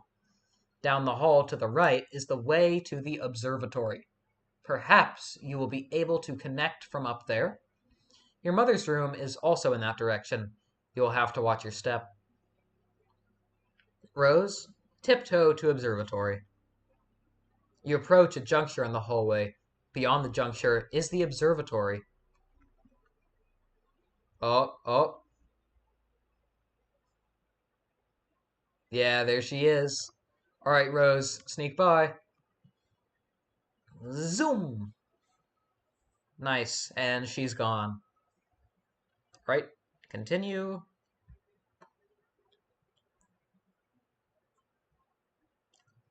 This door leads to the observatory. You haven't ventured up there in quite some time. Rose, go through the door. Oh, God. And there is no guardrail there. The door opens to an exterior walkway leading to the laboratory. Not the laboratory. No, there is somewhere else that leads to their laboratory. But it's not here. Leading to the observatory entrance. You've seen less in inclement weather before. Oh, the things you'll do to help out a friend. Rose, hurry up to that observatory. There we go. Rose, try to connect. You first put your laptop on the floor to get it situated, but removing it from the root card causes all the branches and leaves to be severed. Your items are dumped unceremoniously on the floor. See what you can observe. Through here, oh wow, there's the meteors. There's a lot more than there should be, I think. You're in a hurry, sure, but that doesn't mean you can't take moment. Not a moment, you just can't take moment. Sorry. But that doesn't mean you can't take moment to peek through the huge telescope. You find a gap in the clouds. It seems a flurry of smaller meteoroids is streaking steadily overhead. You're not sure what this means, but it is somewhat disconcerting. Rose, stack a laptop on Grimoire to maximize elevation. Look at you, you silly. You're so silly. I love you. I love all these characters aside from one, but we'll get to her later. And it's not who you're thinking of. It's not who you're thinking of. I guarantee you. All right, Rose. Oh, no. You'll need every advantage you can get. Rose, access the laboratory Wi-Fi network. Cetus, there's yours. Also, fire wallpaper, much better than John's, that's for sure. There are several signals being broadcast from the laboratory, each of relatively decent strength. One of them is mysteriously and quite conveniently unsecured, requiring no password. You select the signal and reconnect to the game with John. Very good. 40 seconds until John flippin' dies. Alright. I'm back. Hurry up and open my door! Not that it even matters. I think I'm probably dead no matter what. Patience, you still haven't used the new totem. Huh? I believe it will create an item on the punch card. Oh, what? So what is it, like an apple or something? What good will that even do? We'll see. I found no evidence that anyone has successfully created the item. And the content of the card appears to be variable from session to session. In one instance, it was described as an eggy locking Thiggin. Eggy locking Thiggin. Sick. Alright. Do we have enough of those building jewels to make it? You mean grist? According to the Athenium, it is a free item. This speaks to its importance, in my view. Now, off you go. Rose, remove door from hinges. There goes the rest of your there goes the rest of your build grist. Rose, put the bathtub back. You probably should have just done this in the first place. Yeah. John, take totem to alchemeter. Gotta get those stupid blocks out of the way first. The Colonel Sprite is getting awfully worked up about all this. Rose, remove the blocks. You store the perfectly generic objects in your Fernalia registry, potentially to be deployed at a later time. Continue. There it is. There's the apple. And now we have one final flash. S. John, take bite of apple.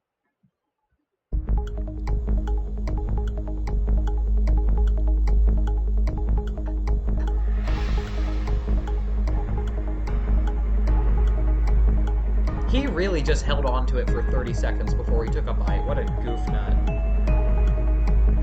Oh, bum, bum. There it is. Ooh.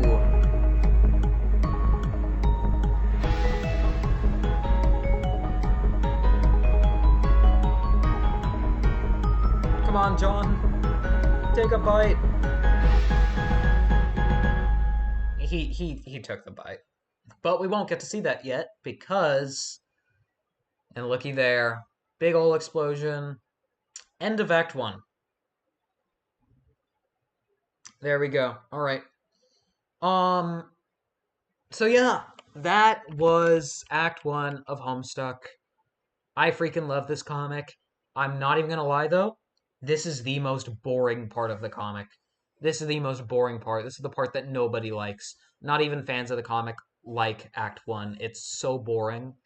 Um, but if you want me to read more, if you want me to read the better parts of the comic, then just I just need one like or one comment to just saying that you enjoy this, and then I'll continue because I want to do more stuff with Homestuck because I love Homestuck. It's literally my favorite piece of media ever. I'm literally just doing this right now so I can you know test the audio, see how all this sounds for when I do the Steel Soul playthrough for Silksong, because I've done little short audio tests, but I haven't done one that's multiple hours long. So you know that's why I did this, and hopefully everything sounds good, everything works good, and I'm gonna upload this, and you all will get to watch it or just put it on and listen in the background. Um, and yeah, if this is your first time reading Homestuck, don't let this be how you interact with it. Read it on the website. The website works now. The website is actually functional again, which I'm very happy about. But yes, the website is functional. Please read it here because it'll be a much better experience than whatever I'm doing. I'm gonna be talking over it. I'm gonna be talking spoilers and stuff. I don't think anybody is going to be, I don't think anybody's gonna be like, oh yes, I'm going to become introduced to Homestuck through this series. No, that's not gonna happen. But yeah, I like this comic.